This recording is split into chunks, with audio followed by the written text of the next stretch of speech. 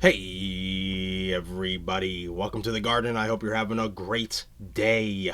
Shout out to the lemon and lime lovers and everybody in between. It's time for the market overview.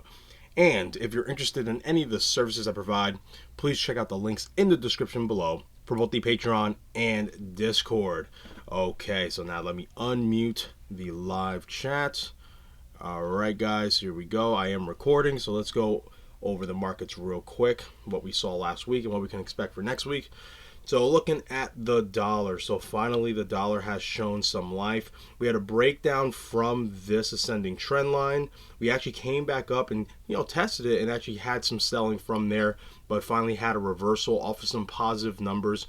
Mainly the PPI numbers, the industrial PPI numbers, really showed some strength, and that led to a dollar rise. And this is really the rise we've been looking for. I was looking for it around here. We had it a minor rise here, tapped into these fair value gaps, failed off, and had a continuation down.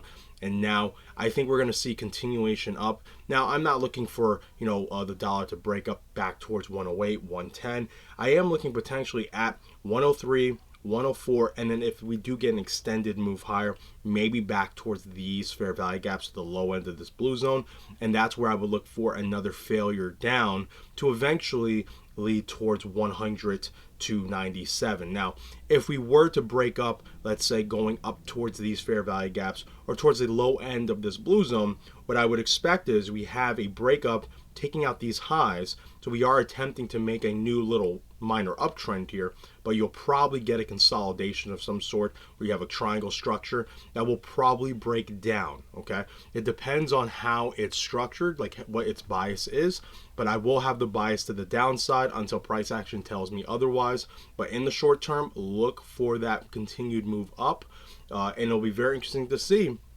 once futures open up in a couple hours from now, and then potentially when the markets open up Monday, how will the dollar be behaving? Will we gap up? Will we be sitting where we're at? Or will we actually just gap down? It's going to be very, very interesting to see. All right, next is the Dow. So Dow is still trading within the triangle structure here. Okay, so tapped into these fair value gaps. Excuse me, and showing clearly that we are likely going to have that continuation down. Now, as we can see, it's been respecting this structure, so I don't see it breaking this structure yet. I do think if we get down towards the bottom of it, we may end up seeing an eventual break, something like this. But if the dollar does have continuation to the upside and it's rapid, then I can see us just zoom on down through and then look to take out the liquidity below these pivot levels and then eventually get towards these fair value gaps down here, and then really the descending trend line here that we broke bullish. Okay, so us getting back towards this trend line, back towards these fair value gaps, is a very natural occurrence after a breakout. Okay, now we'll find out, will we be creating a larger uptrend from the drop from the all-time high to pretty much the lows of 2022? Will this prove to be a higher low structure from the lows of 2022, or will this just be a continuation from the all-time high, a macro continuation to the downside? Now, I will say that the chart does tell me to look for a higher low, but the fundamentals of the economy are telling me that it's more likely we're going to see a breakdown and see the continuation of the macro bear trend. But I have to trust in the charts. The charts right now are not saying that. They are saying I'm looking for a higher low, and we will probably see another move up higher, potentially towards these pivots up here and this small little fair value gap up here. Okay, but again, this will change. The picture will change as time goes on. That's the beauty of charts. You have to wait for the candles to print, start painting, and you get more evidence of what's likely going to happen. All right, next is S&P 500. So S&P had a nice little pop up, tapping into these fair value gap zones here, and I believe that if we look very, very closely, we almost had a bearish engulfing, but bulls were able to show some strength at the close, which was pretty impressive considering how strong the dollar was getting. So I will say, be careful getting too bearish here. Now, I am looking for that breakdown, especially at a very conservative level at 44,073, but I am looking for a breakdown further to take out these lows here and then go for maybe the fair value gap down here. Actually, let's repaint this one, because this one actually got filled here. So let's get rid of this one. There's actually the new one right here that I'm looking at. So pop that right here. There's this bullish fair value gap right here. So this is the one where I see us getting back to, pretty easily. If we're going to have a continued, a retracement down on the indices. So I am seeing something like this. And again, just like the Dow, coming back towards this trend line to test, test the breakout. And actually, let's replace that trend line correctly. There we go, right there. Okay, so it could come down back towards this trend line, and we'll see if it can hold. If it can hold it, that'd be quite bullish as well. All right. Next is NASDAQ. So NASDAQ finally played out, came into the green zone, really ripped through the fair value gap. So we actually get rid of this fair value gap, filled it completely.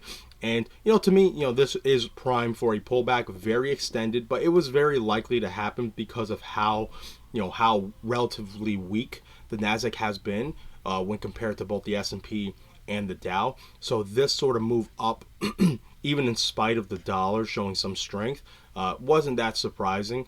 But now that we've come into the zone here, the green zone, I've been banging the table about watch for NASDAQ to rip into here. I would look for a pullback now. Now, conservatively, I'd look for this consolidation here to play as a major level. So you may see the price get back down towards the top end of that consolidation, but more likely you'll see us break down a little bit further, going down towards 11,700 to 11,600 to 11,500. So around this general zone here is where I'm looking for the NASDAQ to get. And then I'll have to watch a price action within the dollar and within the NASDAQ. If we're going to show some signs that the dollar will start weakening as we get down here, then I'm looking for that higher low, just like I would be looking for it on the Dow. Is it going to be a higher low from the lows of 2022? It's going to be very, very interesting to see. It's very exciting Q1 that we have for this year.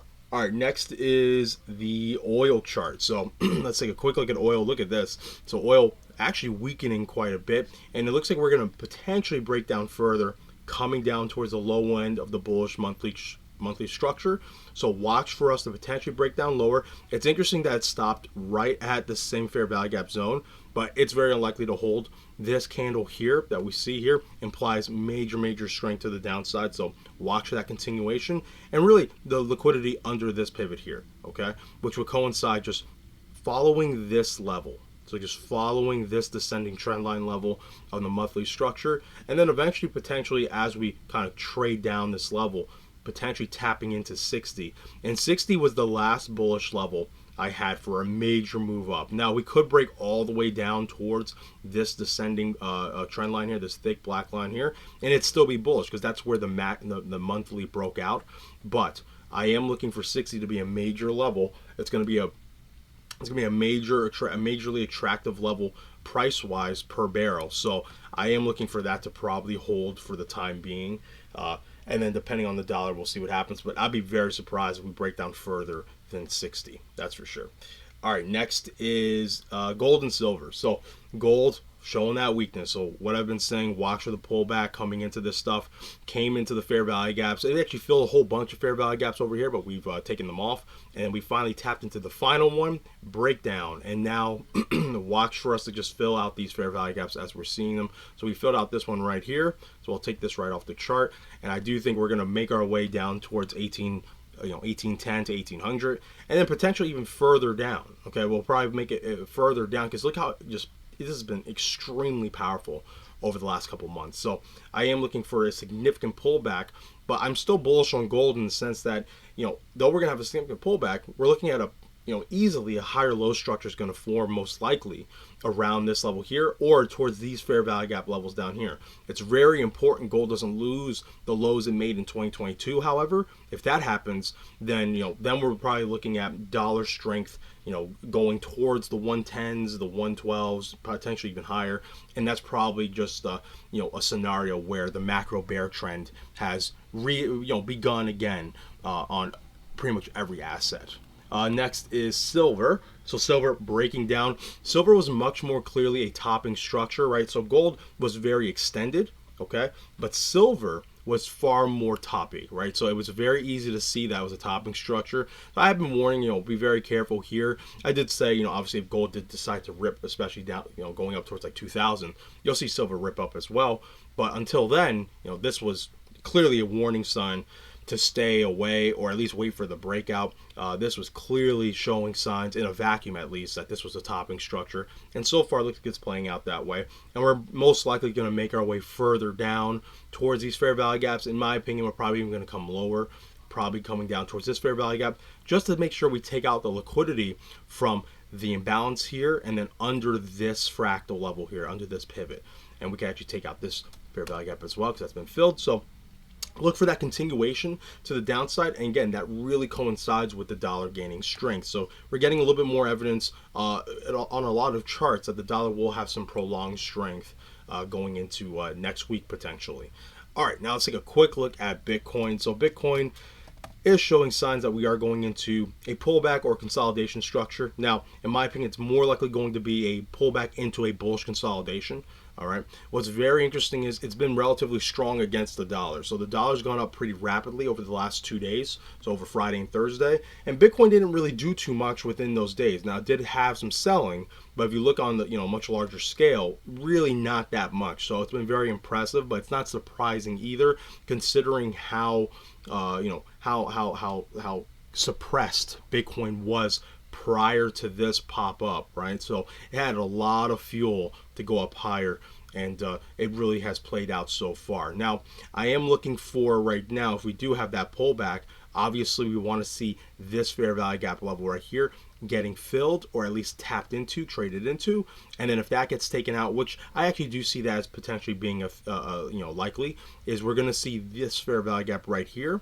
All right, so this one's going to be very powerful. The reason why is 20,000 is going to be a level that's going to be held extremely, extremely hard. Okay, now will it hold? Who knows? No one knows the future. I think it is likely at this point that it will, because what we're likely looking at, in my opinion, and I'm going to get to why I see this in 1 second.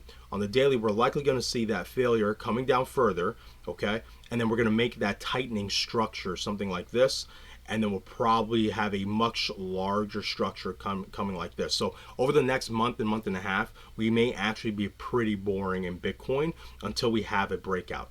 All right, the reason why is because I am looking at the monthly chart and not much has changed here. Now, it may look like it has, it hasn't. The reason why is because, let me take some of this drawings off, okay.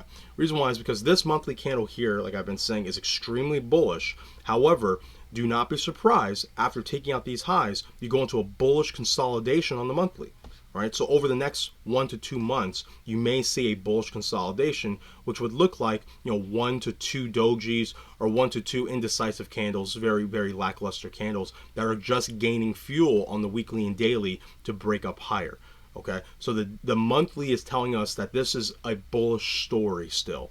All right, however, the weekly, the daily, especially the daily, is telling us that look for it to be consolidation within that monthly structure. So I'm very bullish still on Bitcoin when I look at the monthly chart, and the price action I've seen thus far, especially on the daily, does not tell me that this is likely going to be reversed at all. Okay, so be very careful getting overly bearish, but look for those pullbacks, and you may be able to find yourself in a great position for the next leg up that may get us towards the 25s, 28s, and potentially even higher, 30 plus. All right, so the story hasn't changed much. We haven't gotten the impulsive move yet. We do have 23 days left in the month, so if we are going to see an impulsive move in this month, there's still plenty of time. But if we're not, we still have a ton of room to consolidate here, and it's still being bullish. Okay, all right, that is it for the overview. Yeah, so if you have any questions, obviously, if you're watching the recording, leave a question in the comment section or join the Discord. It's the easiest way to get in contact with me. And then to everyone who is in the live chat, not too many today, if you have any questions, ask away. We are still live. I'll take a couple questions, and then once I feel like we've had enough questions, I'll just cut the live, and we can just hang out if you guys want. So does anyone have any questions about charts, or you want me to look at anything specifically? Let me know. And if not, then I'll just cut the live now, if that's what you guys want. If that's what you guys want.